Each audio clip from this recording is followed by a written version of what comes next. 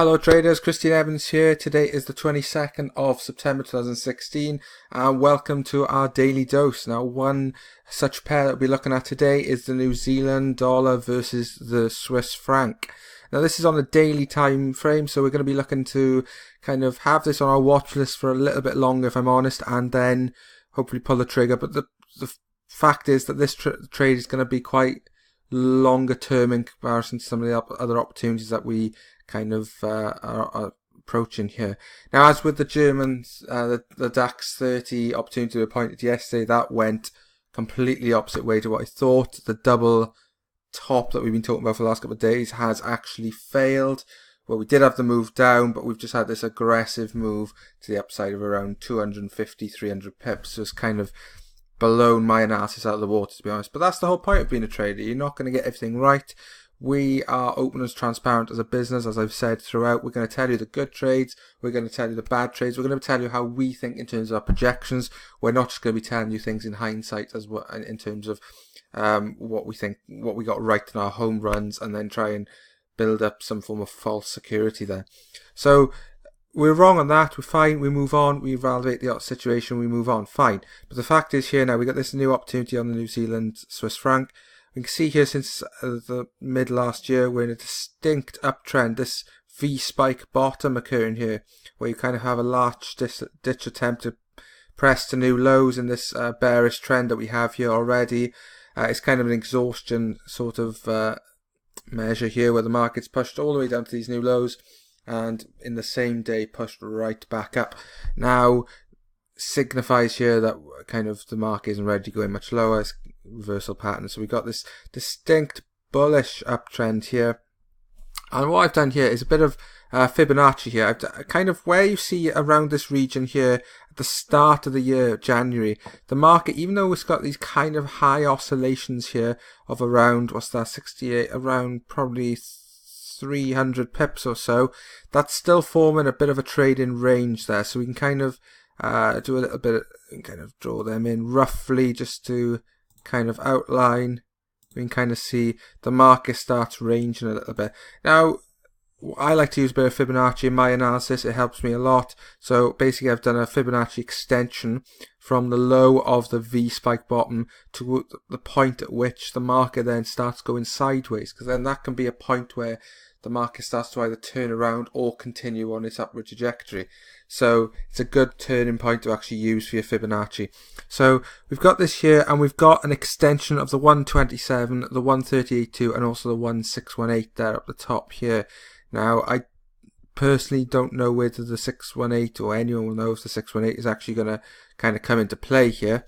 But in the next few weeks or whatever, we're kind of going to be looking at this opportunity here with this, where we've kind of already highlighted. We got quite a strong purple uptrend here, and the difficulty with drawing trend lines that you're probably well aware if you've been in the game for a while is that they don't always coincide. They kind of sometimes cut through price action, or they don't quite work out. You know, you might have to draw 2 or 3 different gradients there, but you can kind of see here that it's almost perfect on the daily. It's got these perfect bounces off here, so great for us to conduct our analysis. Now if we zoom in a bit closer here, we can kind of see the market is pushed above this level here, as we've already seen. It's pushed above this first level where we've denoted as our kind of unitary level, and it's kind of gone up to the 127 region and bounced off it twice.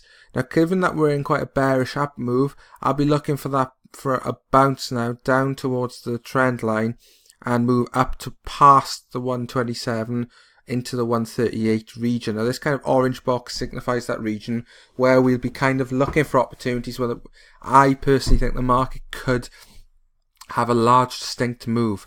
If you remember back to our previous analysis on, I believe it was the Aussie dollar, New Zealand dollar, that we had those coinciding a coincided downward sloping resistance line in accordance with an upward sloping support line and also a horizontal resistance line also.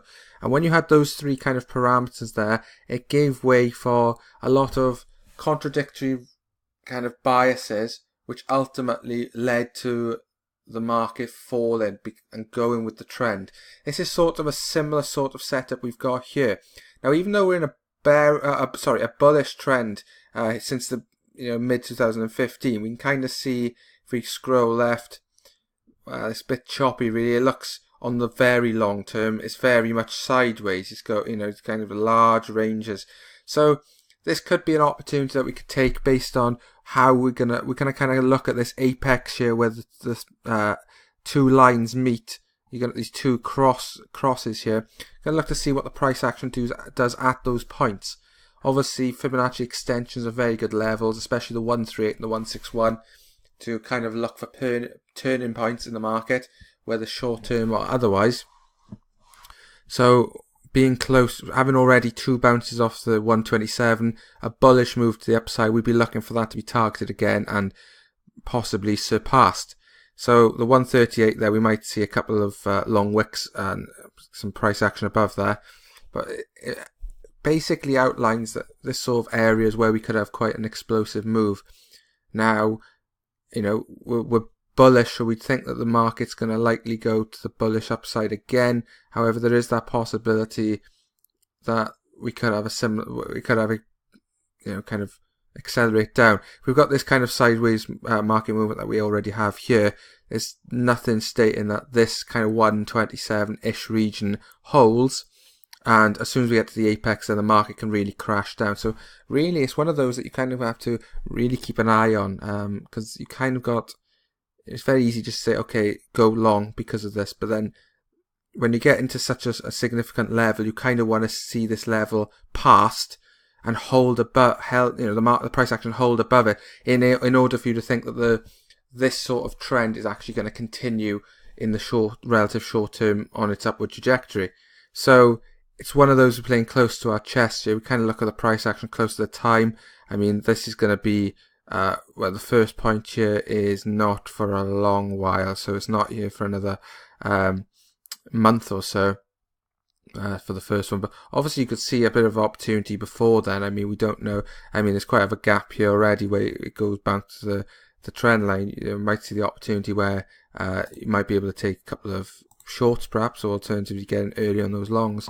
So if you go on the short time frame on these 1 hourly here, it's kind of, there's a bit of movement, there's a bit of a gap here between the trend line and where the price action is. That could be due to error of where you're drawing it, but that's basically our idea of the day here. I mean, the whole point of the daily dose is not to necessarily point up to ideas of what's happening that day. We try to keep them as relevant as possible, but it's one of those where you kind of got to stem across as well. So I'm going to have a quick look also at the German 30 and kind of explain what I'm on about with this aggressive move that we had to the upside. And you can see, if I get rid of all this, kind of all these lines and stuff, you can kind of see what I'm on about. Now this is the double top that we've mentioned about since the start of the channel, really. So we kind of draw a bit of a is around about there. Okay, so you kind of saw that the market came up to test this level, bounced back, retraced, pushed back. We've had this double top formation has come below that level, which signifies the market looking to go bearish. And we also had a retest here, which overshot. So we kind of gave, we also knew that we're going to give it a bit of a tolerance there as well in terms of the support and resistance levels. So we can kind of draw that in accordingly. So that's our tolerance level, which is approximately 50 pips there. So it's kind of, you don't want to be placing, placing an offer there on the 10,476 there, especially the day trader where you're going to literally get smashed to pieces there. You kind of want to go with that momentum. If the momentum has come from 10,318 all the way up to 10,475 in the short space of time that it actually happened in the space of, a day. You don't really want to be sitting there with a limit order per se with such an aggressive move going against that move. So great. Under normal circumstances, if it kind of slowly went back round and started to round off, then yes, limit orders are great. But when you've got aggressive moves, you kind of got to be careful. So you can kind of see here that we, thought then after that the market came down. We thought, right, cool, we're looking great in terms of this this double top kind of going all the way, or kind of like a home run almost. But Fortunately, that's not the case. It came back, it retested again. We thought, okay, maybe we kind of mistimed our retest of the neckline. That wasn't the case either. So the market has literally just accelerated up 250, 300 pips in the last 18 hours. So 18 to 24 hours, something like that. So it's literally accelerated all that way without much pause, really. It's kind of, we haven't even traded it. I think we've traded it once or twice on a small intraday kind of little nicks, really. It's one of those where the aggression of which is going up, you didn't really know where it was going to stop. I mean, it broke this level. We're kind of thinking, is this level going to hold? So you're then waiting for the next candle to close. It closes above. Maybe looking there for a retest. I'm very reluctant to just go on the high of if the market closes on the high of a candle, I'm very reluctant to just kind of buy it straight away. I like to see if you've got a bit of a retracement, the wicks of a candle give an opportunity in that case. The market's just gone vertical. So whether we're going to have the situation where these sort of spikes here are going to be the next sort of area where we'd be looking to go short, then so be it. But at the moment, it's quite difficult to actually trade. It's very simple to say, "I'll go long," but when you had a confirmation just a couple of days earlier of the actual bearish move that you're expecting to have, and on a larger time frame than the move that you've already seen. I mean, this is over the course of 6-7 weeks, and then to have that kind of blown out the water by 18 hours, you kind of, especially when you're around this region, you're kind of thinking, right, okay, what's actually happening? I'm going to stay out and see what happens. And those guys who have got in long in the early morning, they really did make the money, especially after the FOMC yesterday kind of led to quite a large market reaction to the downside. Okay, it was followed by an upward move there, but the kind of the move half hour afterwards was about 80-90 pips to the downside. So kind of one of those wow moments. So we're kind of going to have a look now around this orange region, transit across. Those are where the opportunities are now. These are going to be the highs. We might be seeing some, especially with the aggression which the market's moved up. It's going to, because the aggression of the which has gone up, it's gone vertical. You're not going to be looking for the market, as soon as it gets in this region, you're not going to look to short it because you want to give it time.